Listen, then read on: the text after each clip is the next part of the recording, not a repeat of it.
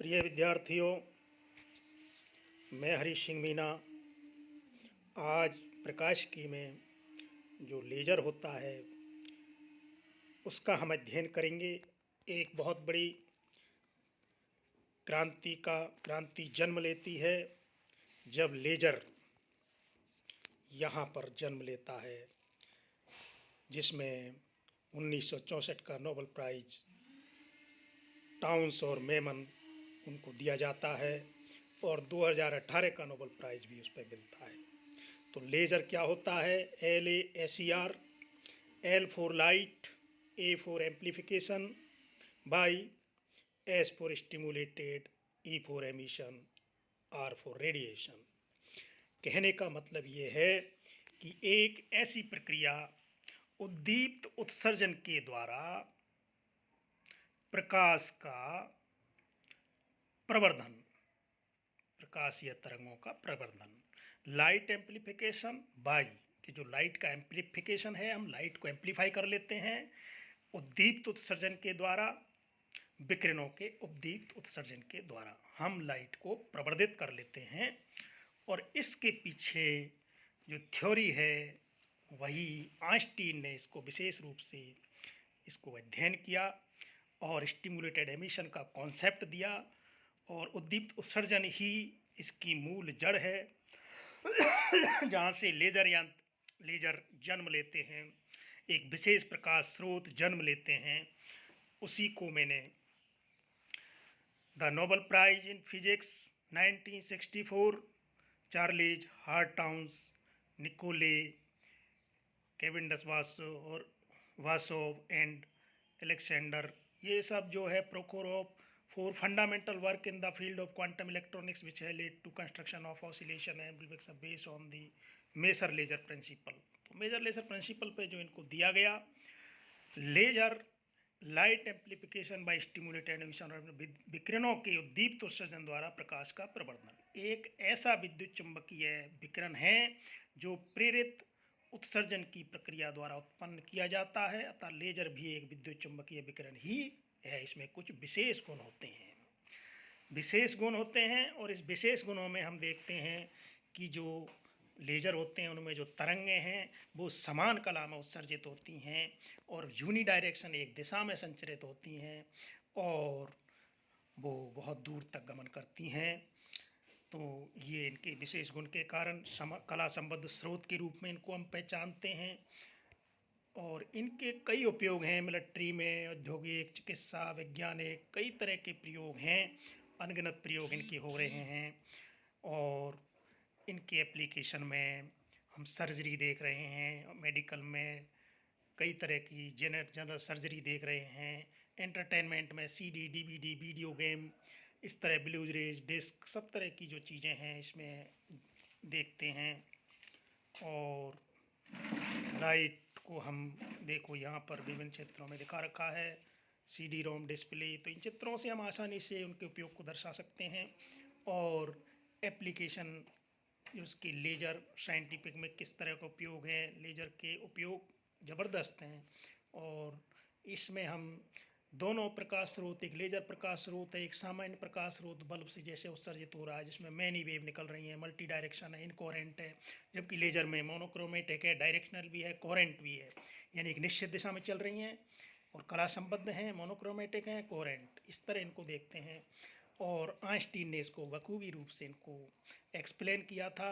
उस चीज़ को हम इसमें आइंस्टीन के जो थ्योरी है उसके आधार पर हम आसानी से समझ सकते हैं।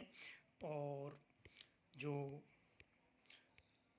इसको हम आइंस्टीन कोएफिशिएंट, इस तरह, और इसके एप्लीकेशन को हम विशेष रूप से देख ही चुके हैं। लेज़र कंस्ट्रक्शन, लेज़र का जो कंस्ट्रक्शन होता है उसमें एक तो पंप सोर्स होता है, एक गेन मीडियम, लेज़र मीडियम होता है, और एक मिरर फॉर्मिंग और ऑप्टिकल मिरर, ऑप्टिकल रेजोनेटर।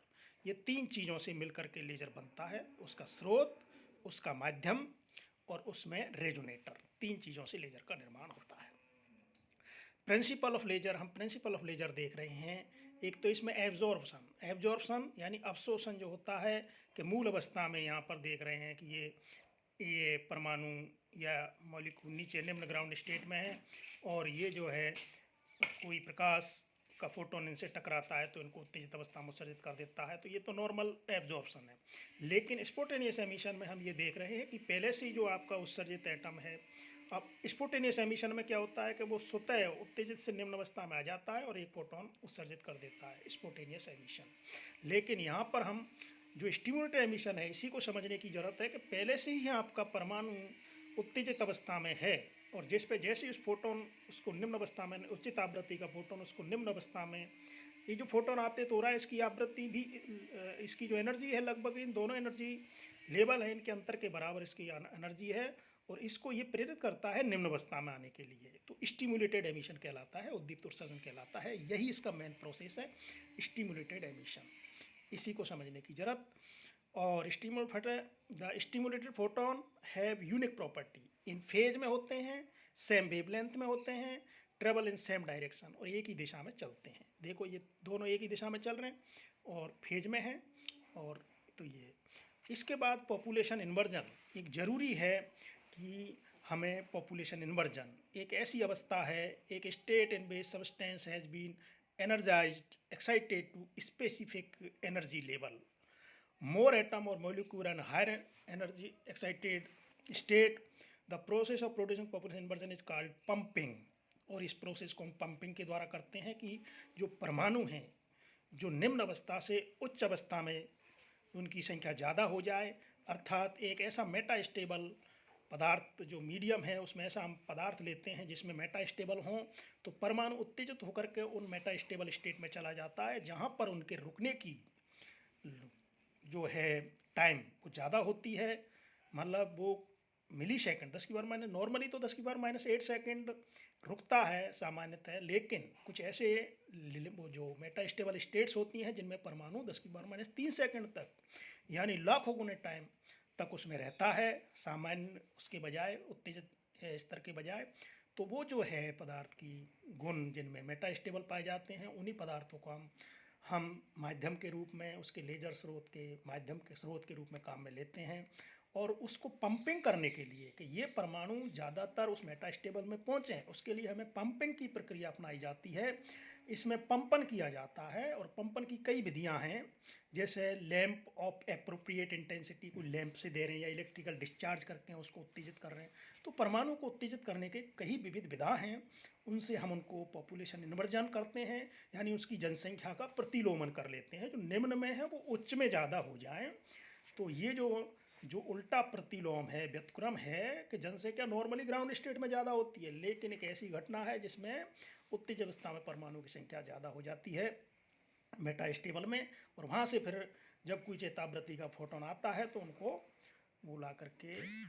अब पंपन की जो है मेथड, ये कई विधि हैं, optical pumping, electrical pumping, X ray pumping, chemical pumping, और कई तरह के फिर लेजर इससे बनते हैं अकॉर्डिंग टू देयर सोर्स के अनुसार लेजर बनते हैं। Gas, crystal, semiconductor, according nature of emission, emission किस तरह का हो रहा है, कंटिन्यूस वेव आ रही है, पल्स जनरेट हो रही है, या वेवलेंथ के अनुसार भी हम देखते हैं कि विजिबल रीजन में वेव जनरेट हो रही है कि इंफ्रारेड में हो रही है कि अल्ट्रावायलेट में हो रही है कि माइक्रोवेव, एक्सरे, जो भी है जिस तरह की वेव जनरेट होती है उसके अनुसार भी इनको हम क्लासीफाइड करते हैं अकॉर्डिंग टू डिफरेंट लेवल। और हम 2 लेवल, 3 लेवल, 4 लेवल, किस तरह के एनर्जी लेवल हैं मीडियम के अंदर लेजर में, वो चीज़ें हम देखते हैं according to mode of pumping. और मोड पंपिंग किस तरह की, उस आधार पर भी इनका क्लासिफिकेशन करते हैं। तो लेजर के कई तरह के अब 3 लेवल लेजर, अब 3 लेवल 3 एनर्जी लेवल है तो हम उसको 3 एनर्जी लेवल सिस्टम कहते हैं। और ये 4 एनर्जी लेवल, 3 लेवल एनर्जी, जैसे हम हीलियम नियॉन लेजर में देखते हैं, ये 3 लेवल लेजर सिस्टम है। और इसमें पंप के द्वारा हमने इसे उत्तेजित करते हैं, फिर वो सेकंड पे जाता है, सेकंड से वापस ग्राउंड में आता है। तो ये सेकंड जो है मेटा स्टेबल स्टेट के रूप में है, और हमें एक इसमें मिलती हैं। तो हीलियम नियॉन लेजर में हम ये देख रहे हैं कि इस तरह हीलियम में परमाणु उत्तेजित, हीलियम परमाणु उत्तेजित होते हैं और वो टकरा करके नियॉन परमाणु से कोलिजन करते हैं, और कोलिजन से वो नियॉन परमाणु उत्तेजित हो जाते हैं, और उनमें एक नियॉन में मेटा स्टेबल होता है, मेटा स्टेबल में परमाणु रुकते हैं, और वहाँ से आपका मेटा स्टेबल में रुक करके और 6328 एंगस्ट्रॉम की लाइट एमिट करते हैं। तो इस तरह इनको हम देख सकते हैं। और ये लेजर, ये देखो हीलियम नियॉन लेजर एक लैब में रखा हुआ है, और इस प्रयोगशाला में इस लेजर स्रोत को हम देख सकते हैं। तो इस तरह, और इसमें एक जो डायग्राम है हीलियम नो लेजर का, इस तरह हम इस तरह एक जो लेजर पे जो चल रहा है और इस पे बड़ी स्टडी हो रही हैं, और जो वर्तमान में हम इसका डायग्राम अगर देखते हैं कि 1960 में क्या स्थिति थी लेजर की, और 2010 में जा कर के हम इसके क्या विकास की गाथा गढ़ रहे हैं, इस पे सारी चीज़ें फोकस्ड इंटेंसिटी के साथ हमने इसको देखा है किस तरह इसकी इंटेंसिटी बढ़ती जा रही है लेजर की, और उससे उसका कई तरह के हमें ये atomic era, plasma era, position, quark era, ये कई तरह की इलेक्ट्रॉनिक एरा, तो ये क्वार्क एरा तक हम इस जो डेवलपमेंट है इसको हम देखते हैं, और इंटेंसिटी जो बढ़ती जा रही है लेजर की, जो 10 वाट पर सेंटीमीटर स्क्वायर की लेजर थी, वो 10 की पावर 29 तक की रेंज में वो 2010 में पहुंच चुकी है। तो तीव्रता तेज़ी से बढ़ती जा रही है, लेजर का उपयोग तेज़ी से बढ़ता जा रहा है। तो ये एक, तो हम इसका एक विशेष रूप से, तो आज इतना ही लेज़र के बारे में। लेज़र को आप गहराई से एक जनरल टॉपिक के रूप में भी हम पढ़ते हैं। तो आज तो इतना ही इंट्रोडक्टरी। धन्यवाद।